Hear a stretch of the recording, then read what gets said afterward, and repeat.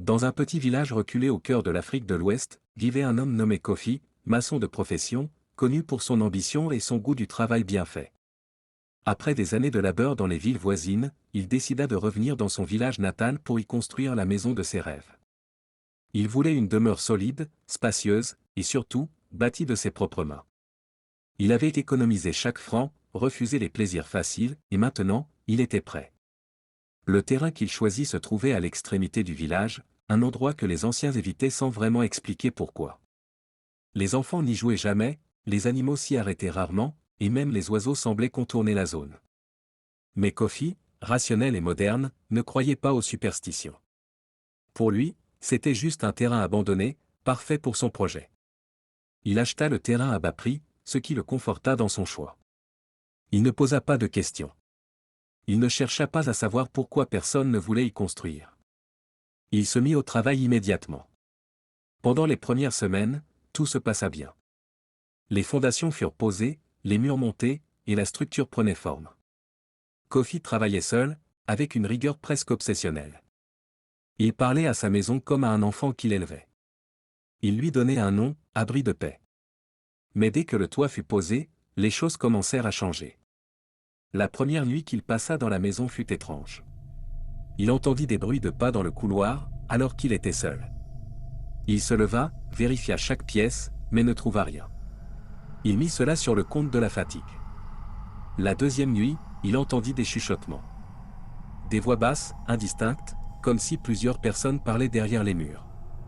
Il colla son oreille contre le mur du salon. Rien. Mais dès qu'il s'éloignait, les murmures reprenaient.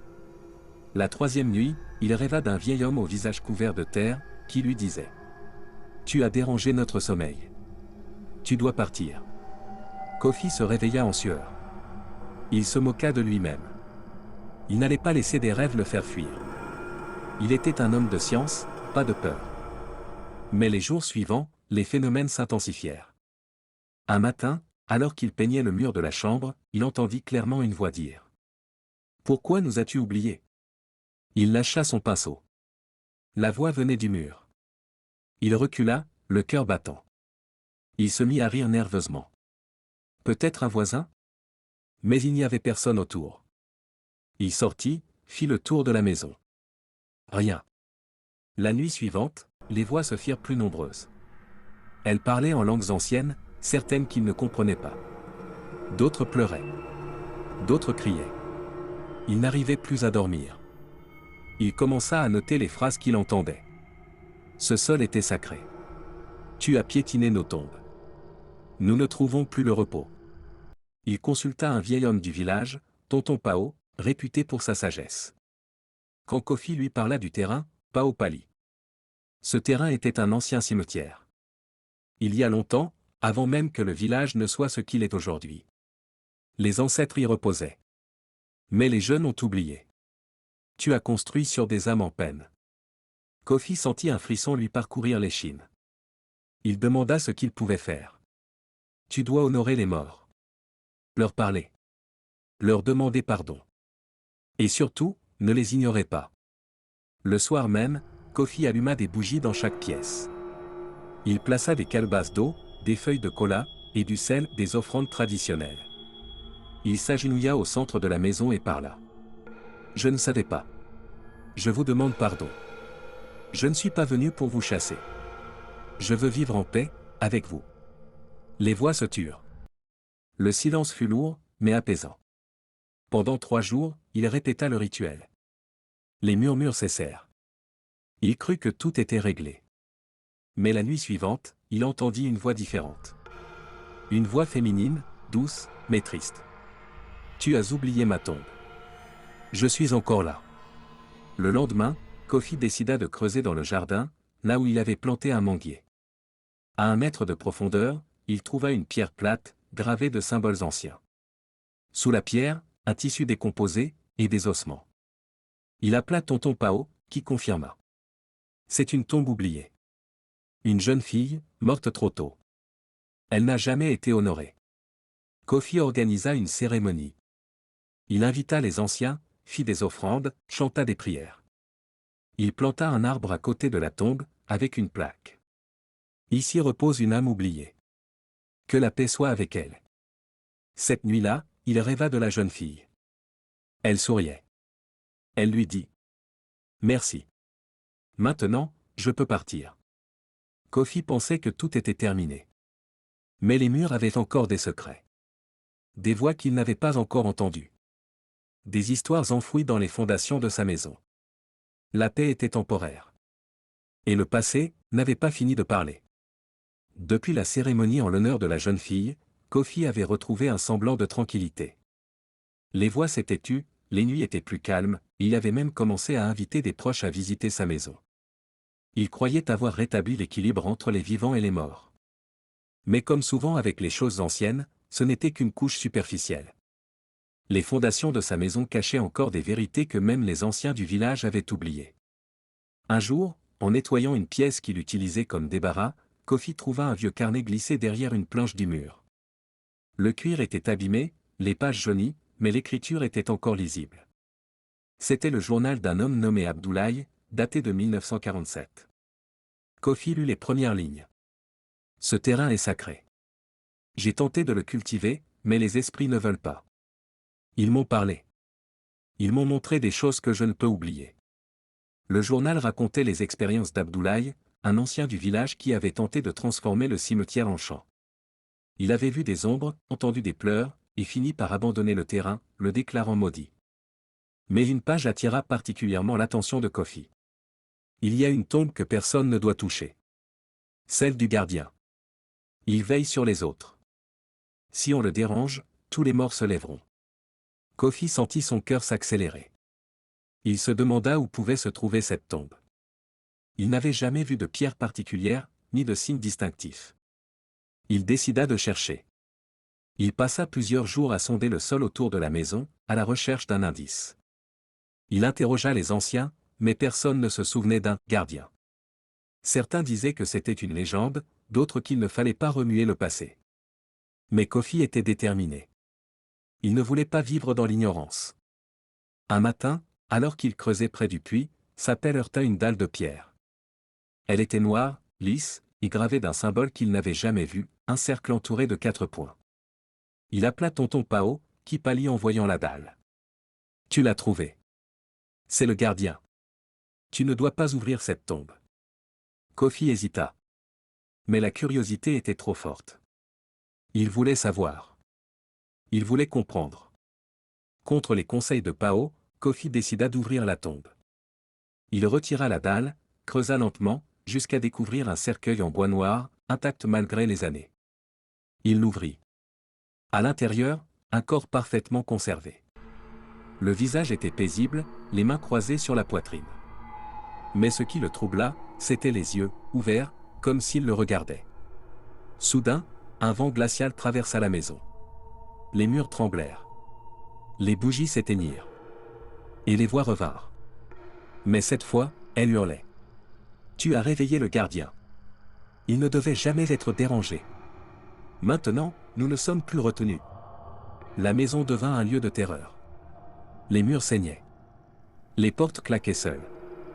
Des silhouettes traversaient les couloirs. Les visiteurs fuyaient en courant.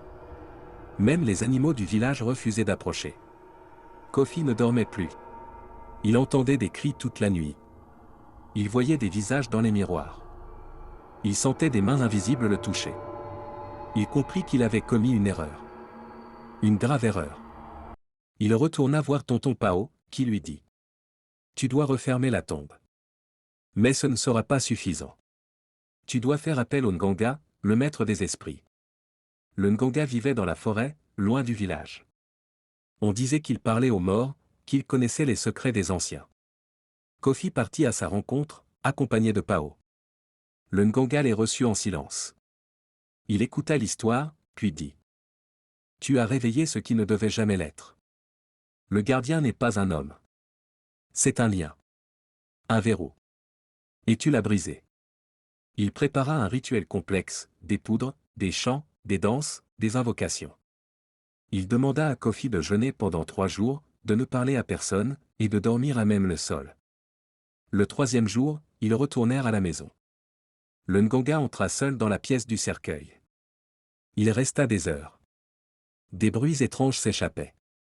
Des lumières dansaient sous les portes. Puis il ressortit, épuisé.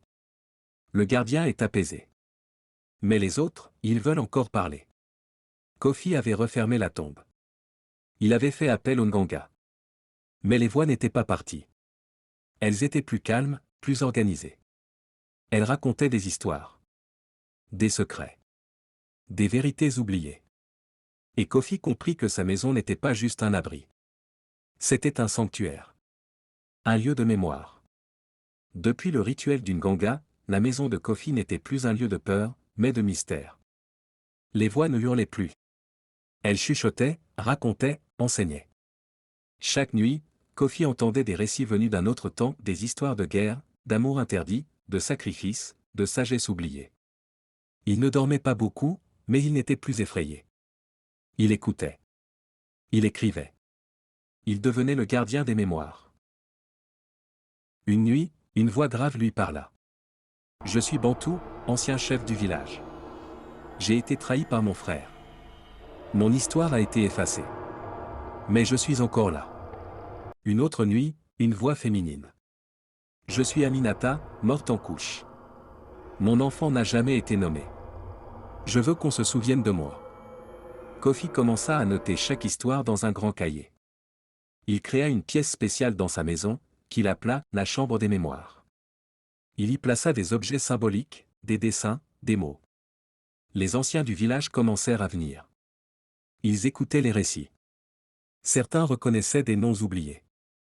D'autres pleuraient en entendant les voix de leurs ancêtres. La maison de Kofi devint un lieu sacré. Un pont entre les vivants et les morts. Le chef du village, impressionné par ce que Kofi avait accompli, déclara sa maison lieu de mémoire communautaire. Les enfants venaient y apprendre l'histoire du village. Les anciens y faisaient des cérémonies. Les familles venaient honorer leurs morts. Kofi n'était plus vu comme un homme étrange, mais comme un gardien. Il avait transformé une erreur en bénédiction. Mais tout n'était pas terminé. Un soir, alors qu'il écrivait dans son cahier, une voix douce lui parla. « Tu as écouté tous les autres. Mais tu ne m'as jamais entendu. » Kofi se figea. Il demanda. « Qui es-tu » La voix répondit.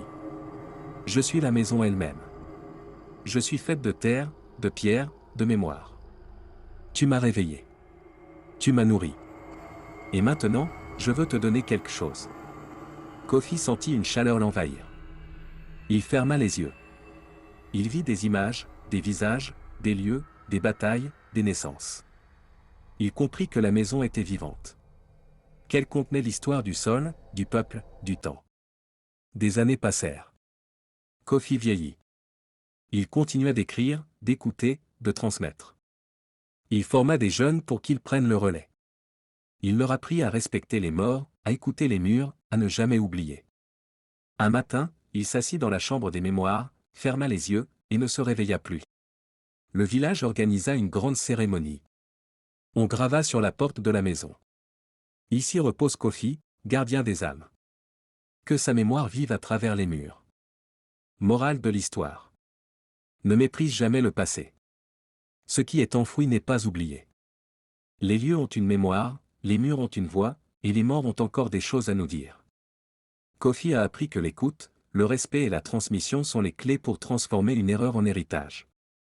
Et que parfois, les plus grandes leçons viennent de ceux qu'on ne voit plus.